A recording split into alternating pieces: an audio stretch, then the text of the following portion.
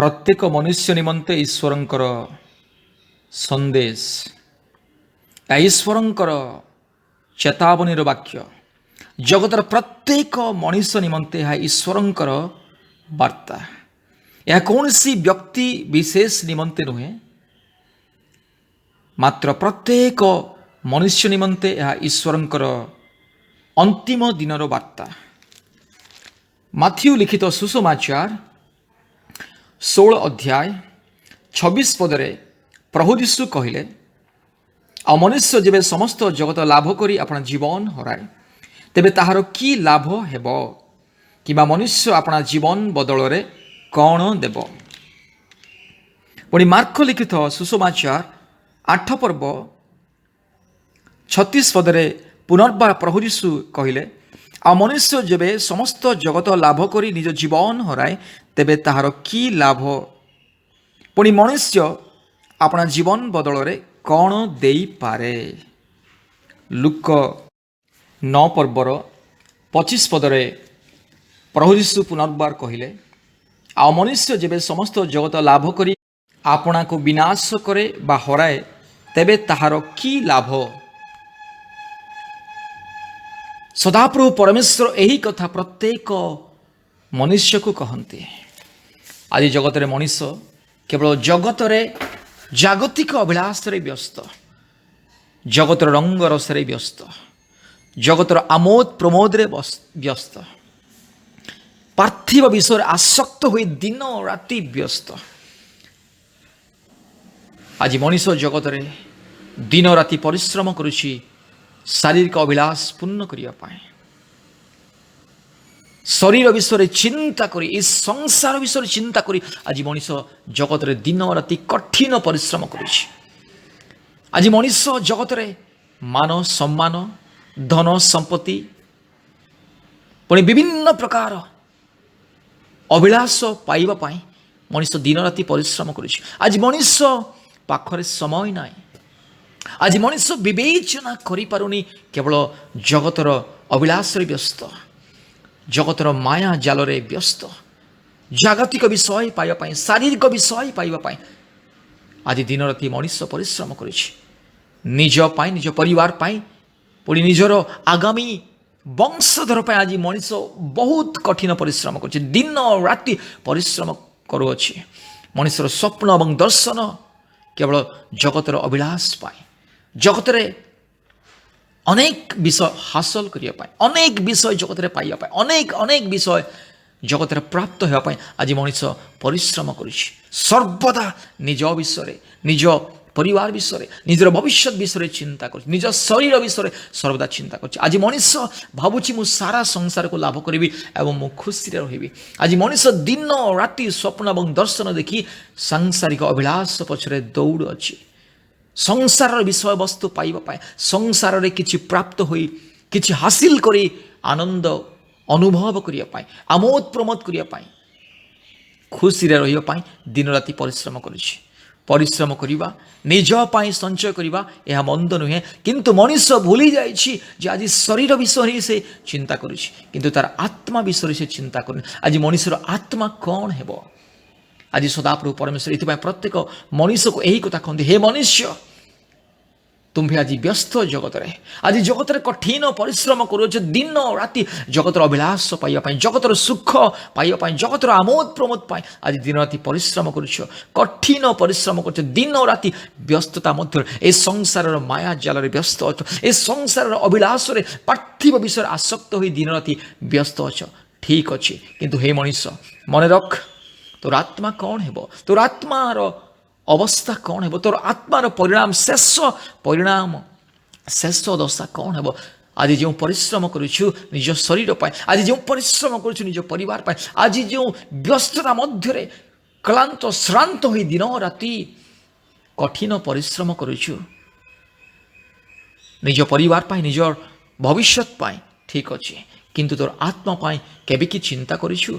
हे मनुष्य निजर आत्मा पाई कि केबे चिंता करिछु। तोर आत्मा कौन हेबो, तोर आत्मा केउ आड़े जीवो, आ ए शारीरिक जीवन परे तो पाई कौन रहिछि। हे मनुष्य आज की तू चिंता करिछु। हे मनुष्य ସଦାପ୍ରଭୁଙ୍କର ବାକ୍ୟ ଏହା। ଆଜିକି ତୁ ଚିନ୍ତା କରିଛୁ ତୋ ପାଇଁ କ'ଣ ହେବ, ଆଜିକି ତୋର ଆତ୍ମା କ'ଣ ହେବ, କେଉଁ ଆଡ଼େ ଯିବ, ତୋର ଆତ୍ମାର ଶେଷ ଦଶା କ'ଣ ହେବ, ଏ ଶାରୀରିକ ମୃତ୍ୟୁ ପରେ ଏ ସଂସାର ତୋ ପାଇଁ ଯେତେବେଳେ ସରିଯିବ ତୋର କ'ଣ ହେବ, ତୋର ଆତ୍ମା କ'ଣ ହେବ। ହେ ମଣିଷ, କେବେ କି ଚିନ୍ତା କରିଛୁ, କେବେ କି ଭାବନା କରିଛୁ, କେବେ କି ଏ ବିଷୟରେ କେବେ ଆଲୋଚନା କରିଛୁ?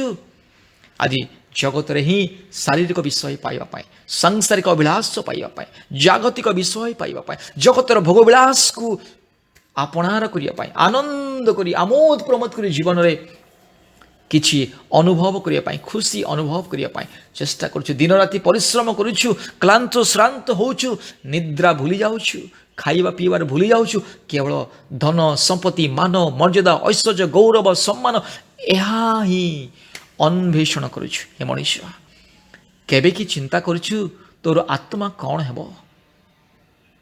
ହେ ମଣିଷ, କେତେ ଦିନ ବ୍ୟସ୍ତ ହେବୁ, କେତେ ଦିନ ବ୍ୟସ୍ତ ହେବୁ, କେତେ ଦିନ ଜଗତର ଅଭିଳାଷ ପଛରେ ଧାଇବୁ, କେତେ ଦିନ ଜଗତର ଭୋଗବିଳାସ ପଛରେ ଧାଇବୁ, କେତେ ଦିନ ଜଗତରେ ବ୍ୟସ୍ତ ରହିବୁ, କେବଳ ସାଂସାରିକ ବିଷୟରେ ବ୍ୟସ୍ତ ରହିବୁ, କେବଳ ସାଂସାରିକ ଅଭିଳାଷ ପାଇବା ପାଇଁ, ପାର୍ଥିବ ବିଷୟରେ ଆସକ୍ତ ହୋଇ କେତେ ଦିନ ଜୀବନ କାଟିବୁ, କେତେ ଦିନ ଦୌଡ଼ିବୁ, ଜୀବନର ଯାତ୍ରା ପଥରେ କେତେ ଦିନ ଦୌଡ଼ିବୁ। ସାଂସାରିକ ଅଭିଳାଷରେ ବ୍ୟସ୍ତ ରହି, ସାଂସାରିକ ବିଷୟକୁ ଚିନ୍ତା କରି, ସଂସାରରେ ହିଁ ବ୍ୟସ୍ତ ରହି କେତେ ଦିନ ଏ ଜୀବନର ଯାତ୍ରା ପଥରେ ଦୌଡ଼ିବୁ।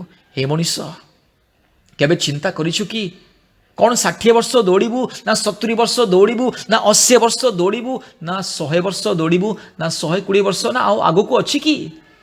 60 ବର୍ଷ ଦୌଡ଼ିଲେ ମଧ୍ୟ, 80 ବର୍ଷ ଦୌଡ଼ିଲେ ମଧ୍ୟ, 100 ବର୍ଷ ଦୌଡ଼ିଲେ ମଧ୍ୟ, 120 ବର୍ଷ ଜଗତରେ ବଞ୍ଚି ମଧ୍ୟ କେତେ ପରିଶ୍ରମ କଲେ ମଧ୍ୟ ଆଉ ଆଗକୁ ନାହିଁ, ସୀମା ନାହିଁ।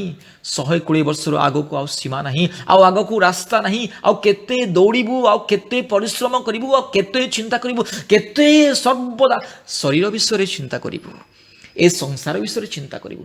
କେବେ କି ଚିନ୍ତା କରିଛୁ ଏ ଶରୀର ଦିନେ ନଷ୍ଟ ହେବ, ଏ ଶାରୀରିକ ଜୀବନ ଦିନେ ଲୋପ ପାଇବ, ଆଉ ଯେତେବେଳେ ଲୋପ ପାଇବ, ଏ ଶରୀର ଯେତେବେଳେ ନଷ୍ଟ ହେବ, ମାଟିରେ ମିଶିବ, ସେତେବେଳେ ତୋର ଆତ୍ମା କ'ଣ ହେବ, ତୋର ଆତ୍ମାର ଅବସ୍ଥା କ'ଣ ହେବ? ହେ ମଣିଷ, ଏବେ ବି ସମୟ ଅଛି, ଫେରିଆ, ଈଶ୍ୱରଙ୍କ ପାଖକୁ ଫେରିଆ, ଈଶ୍ୱରଙ୍କ ନିକଟକୁ ଫେରିଆ, ଅନୁତାପ କରି, ମନ ପରିବର୍ତ୍ତନ କରି, ଜଗତର ଭୋଗବିଳାସରୁ ଫେରିଆ, ପଛକୁ ଫେରିଆ, ଆଗକୁ ଯାନା। ଆଗକୁ କେବଳ 120 ବର୍ଷର ସୀମା ରହିଛି, 120 ବର୍ଷର ଯାତ୍ରା ହିଁ ରହିଛି, ଆଉ ସେ ଆଡ଼କୁ ଆଉ ନାହିଁ, ଆଉ ସେପଟକୁ ରାସ୍ତା ନାହିଁ, ଆଉ ଯିବା ପାଇଁ ରାସ୍ତା ନାହିଁ।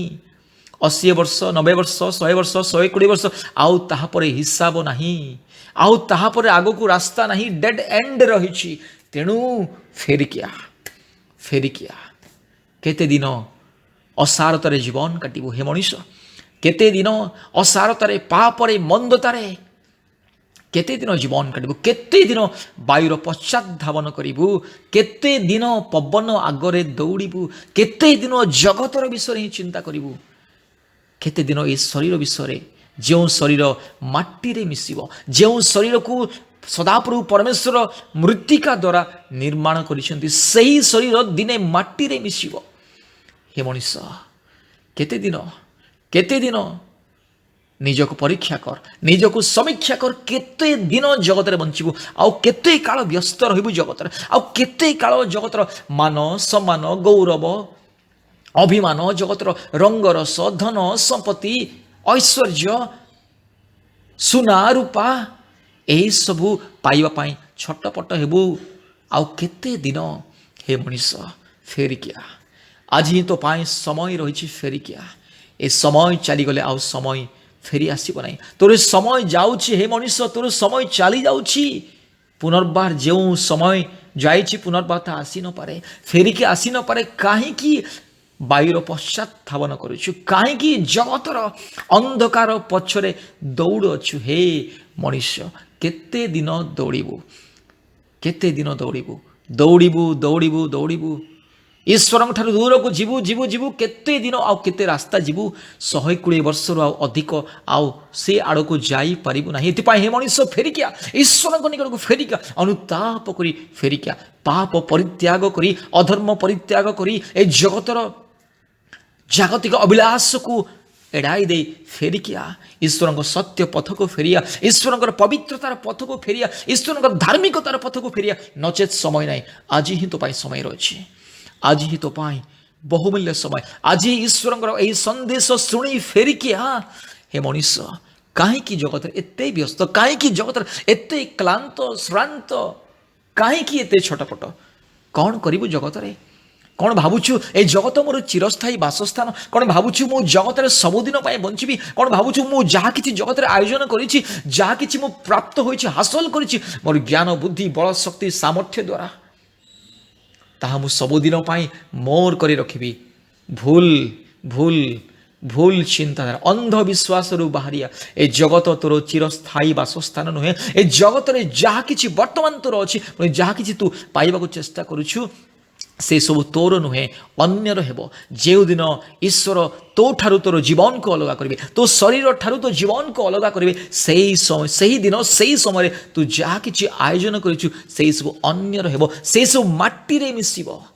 ତୋର ସମସ୍ତ ପରିଶ୍ରମ ସେଦିନ ବୃଥା ହେବ। ତୋର ସମସ୍ତ ବ୍ୟସ୍ତତା, ତୋର ସମସ୍ତ ଭାବନା କଳ୍ପନା, ତୋର ଦର୍ଶନ ଏବଂ ସ୍ୱପ୍ନ ସେଇଦିନ ମାଟିରେ ମିଶିବ, ବ୍ୟର୍ଥ ହେବ। ଏଥିପାଇଁ ହିଁ ମଣିଷ ଫେରିକିଆ, ଈଶ୍ୱରଙ୍କ ପାଖକୁ ଫେରିକିଆ, ଈଶ୍ୱରଙ୍କ ରାଜ୍ୟ ଏବଂ ଧାର୍ମିକତା ଅନ୍ୱେଷଣ କରେ। ହେ ମଣିଷ ଫେରିକିଆ, ସମୟ ନାହିଁ। ସମୟ ଥାଉ ଥାଉ ଈଶ୍ୱରଙ୍କ ନିକଟକୁ ଫେରିଆ। ଦିନ ଆସିବ ଆଉ ଅନୁତାପ କରିବା ପାଇଁ ସମୟ ନଥିବ। ଦିନ ଆସିବ ଆଉ ପଛକୁ ଫେରିବା ପାଇଁ ସମୟ ନଥିବ। ସେତେବେଳକୁ ସମ୍ପୂର୍ଣ୍ଣ ଡେରି ହୋଇଯାଇଥିବ। ଏଥିପାଇଁ ହେ ମଣିଷ, ସଦାପ୍ରଭୁ ପରମେଶ୍ୱର ଏହି କଥା କହନ୍ତି, ଫେରିକିଆ। ଦିନ ଥାଉ ଥାଉ, ସମୟ ଥାଉ ଥାଉ ଅନୁତାପ କରି, ଆପଣାକୁ ପରୀକ୍ଷା କରି, ସମୀକ୍ଷା କରି, ନିଜକୁ ଦେଖି, ନିଜର ସମସ୍ତ ଭୁଲ ଭ୍ରାନ୍ତିକୁ ସ୍ମରଣ କରି, ଅନୁତାପ କରି, ଖେଦିତ ପୁଣି ଅନୁତାପର ସହିତ ଫେରିକିଆ। ଈଶ୍ୱରଙ୍କର ଏହା ସନ୍ଦେଶ। ହୁଏତ ଆଜି ଏହି ସନ୍ଦେଶ ତୋ ପାଇଁ ଶେଷ ସନ୍ଦେଶ ହୋଇପାରେ। ଏଥିପାଇଁ ଫେରିକିଆ, ଆଜି ହିଁ ସମୟ ଅଛି, ଫେରିକିଆ। ହେ ମଣିଷ, ଆଉ କେତେ ଦିନ ଜଗତର ଅଭିଳାଷରେ ଅନ୍ଧ ହୋଇ ଅନ୍ଧକାର ମଧ୍ୟରେ ବୁଲିବ? ଆଉ କେତେ ଦିନ ଅସାରତାର ଜଗତ ମଧ୍ୟରେ, ଏ ଅନ୍ଧକାରମୟ ଜଗତ ମଧ୍ୟରେ ଆଉ କେତେ ଦିନ ଏ ଅନ୍ଧକାର ମଧ୍ୟରେ ଦରାଣ୍ଡି ହୋଇ ବୁଲିବୁ? ଫେରିକିଆ, ନିଜର ଜୀବନ ପାଇଁ, ନିଜର ଆତ୍ମା ପାଇଁ ଦିନ ରାତି ପ୍ରାର୍ଥନା କରେ। ଅନୁତାପର ସହିତ, ଅଶ୍ରୁ ଜଳ ସହିତ ନିଜର ଆତ୍ମରକ୍ଷା ନିମନ୍ତେ, ନିଜ ପରିବାର ଆତ୍ମରକ୍ଷା ନିମନ୍ତେ, ନିଜ ପିଲାମାନଙ୍କର ଆତ୍ମରକ୍ଷା ନିମନ୍ତେ ଦିନ ରାତି ପ୍ରାର୍ଥନା ସହିତ ଜୀବନ କାଟିବା ପାଇଁ ଚେଷ୍ଟା କର। ନଚେତ୍ ଆଉ ସମୟ ନଥିବ। ନଚେତ୍ ଉଦ୍ଧାର ପାଇବା ପାଇଁ ଆଉ ସମୟ ନଥିବ। ଉଦ୍ଧାର କରିବା ପାଇଁ, ମୁକ୍ତି ଦେବା ପାଇଁ ଆଉ କେହି ନଥିବେ। ହେ ମଣିଷ, ଜଗତରେ ଯାହା କିଛି ଦେଖୁଅଛୁ, ଯାହା କିଛି ବର୍ତ୍ତମାନ ହେ ମଣିଷ ତୁମର ଅଛି, ତାହା କିଛି ସବୁ ଅଳ୍ପ ସମୟ ପାଏ। ଏ ଜଗତ ହିଁ ଅଳ୍ପ ସମୟ, ଏ ଜୀବନ ହିଁ ଅଳ୍ପ ସମୟ। ତୋର ଜୀବନ ଅଳ୍ପ କାଳ, କ୍ଷଣ କାଳ ସ୍ଥାୟୀ। ତୋର ସମସ୍ତ ବିଷୟ ଅଳ୍ପ ସମୟ। ଏ ଜଗତର ମାନ ସମ୍ମାନ, ଜ୍ଞାନ ବୁଦ୍ଧି ବଳ ଶକ୍ତି ଧନ ସମ୍ପତ୍ତି ଐଶ୍ୱର୍ଯ୍ୟ ଭୋଗବିଳାସ ଅଳ୍ପ ସମୟ, ଅଳ୍ପ ସମୟ। ସବୁଦିନ ତୋ ସହିତ ରହିବ ନାହିଁ। ଦିନ ଆସିବ ତତେ ଏ ସମସ୍ତ ପରିତ୍ୟାଗ କରି ଯିବାକୁ ପଡ଼ିବ। କିନ୍ତୁ ଯେଉଁଦିନ ପରିତ୍ୟାଗ କରିବୁ, ଯେଉଁଦିନ ଏହି ଜଗତ ପରିତ୍ୟାଗ କରିବାକୁ ହେବ, ସେଇଦିନ କେଉଁ ଆଡ଼େ ଯିବୁ? ସେଇଦିନ ସଦାପ୍ରଭୁ ପରମେଶ୍ୱର ତୋତେ ପଚାରିବେ। ତୋର ଗୋଟିଏ ଗୋଟିଏ କର୍ମର ହିସାବ ନେବେ, ତୋର ପ୍ରତିଟି ମୁହୂର୍ତ୍ତର ହିସାବ ନେବେ। ସଦାପ୍ରଭୁ ପରମେଶ୍ୱର କହନ୍ତି, ଆମ୍ଭେ ତୁମ୍ଭର ହିସାବ ନେବା। ତୁମର ଜୀବନ କାଳର ପ୍ରତିଟି ମୁହୂର୍ତ୍ତର ହିସାବ ନେବା। ଆମ୍ଭ ସମ୍ମୁଖରେ ତୋତେ ହିସାବ ଦେବାକୁ ହେବ। ହେ ମଣିଷ, ମନେ ରଖ, ଦିନ ଆସିବ ତୋର ପ୍ରତିଟି କର୍ମର ହିସାବ ମୁଁ ନେବି। ମୋ ସମ୍ମୁଖରେ, ମୋର ଶେଷ ନ୍ୟାୟ ବିଚାର ଆସନ ସମ୍ମୁଖରେ ତୋତେ ଠିଆ ହେବାକୁ ପଡ଼ିବ, ଆଉ ତୋତେ ହିସାବ ଦେବାକୁ ହେବ। ମୁଁ ପଚାରିବି। ହେ ମଣିଷ, ସଦାପ୍ରଭୁ ପରମେଶ୍ୱର ଏହି କଥା କହନ୍ତି, ଆମ୍ଭେ ତୁମ୍ଭର ହିସାବ ନେବା। ତୁ ଯାହା କିଛି ଜଗତରେ ବର୍ତ୍ତମାନ କରିଅଛୁ, ଯାହା କିଛି କରୁଅଛୁ, ଆଉ ଯେଉଁ ରାସ୍ତାରେ ଯାଉଅଛୁ, ଯାହା କିଛି ଭାବୁଛୁ, ଯାହା କିଛି ଚିନ୍ତା କରୁଛୁ, ଯାହା ଯାହା ପାଇବା ପାଇଁ ଜଗତରେ ବ୍ୟସ୍ତ ଅଛୁ, ତୋର ପ୍ରତିଟି ସମୟର ହିସାବ ମୁଁ ନେବି। ସଦାପ୍ରଭୁ ପରମେଶ୍ୱର କହନ୍ତି, ତୋର ପ୍ରତିଟି ଜୀବନ କାଳର, ପ୍ରତିଟି ମୁହୂର୍ତ୍ତର, ପ୍ରତିଟି ଦିନର, ପ୍ରତିଟି ବିଷୟର ହିସାବ ମୁଁ ନେବି। ଆଉ ତୋତେ ହିସାବ ଦେବାକୁ ହେବ, ଆଉ ତୋର କର୍ମ ଅନୁସାରେ ମୁଁ ତୋତେ ପ୍ରତିଫଳ ଦେବି। ଏଥିପାଇଁ ହେ ମଣିଷ, ଫେରିକିଆ। ସମସ୍ତ ଜଗତ ଲାଭ କରି କିଛି ପାଇବୁ ନାହିଁ। सारा संसार को लाभ करी किसी पाइबु ना। आज जगत अनेक लोक मैंने सारा संसार को हासिल कर बड़ बड़ राज्यर देशर नेता होती, देश को राज्य को निजर हाथ में कंट्रोल कर शासन कर जगत को हासिल कर जगतर समस्त विषय प्राप्त हो आज मनीष जगत जीवन काटि। आज अनेक मनीष जगत अनेक विषय पाई से जहाँ इच्छा कला ताहा से पाई, जहाँ तार मनोवांछा कला ताहा से पाई पाऊँ पाइबा चेष्टा करुच्ची। तथापि से समस्त विषय हे मनीष आज मनीष को रक्षा करि पारिबो नाही। आज तोते रक्षा करि पारिबो नाही। तोर जहाँ जहाँ अच्छी से सब अन्य रहबो से सब माटी रे मिसिबो। तोर प्रतिटी समय निकास मु नेबी सदा प्रभु परमेश्वर। यही कथा कहती ये हे मनीष फेरिकिया सत्य ईश्वर पाखक फेरिका अनुतापर सहित क्रंदन सहित क्षमा प्रार्थी होई ईश्वर निकट फेरिया। निज जीवन को मन को प्राण को आत्मा को ईश्वर पाद तले समर्पण करी सजाग रह। सदा प्रभु परमेश्वर प्रत्येक मनुष्य को यही चेतावनी दियंती, फेरिया फेरिया आउ समय नहीं, फेरिया नचेत अनुताप करिबो, नचेत आउ समय नथिबो विनाश ही विनाश रही। तेणु फेरिकिया। धन्यवाद।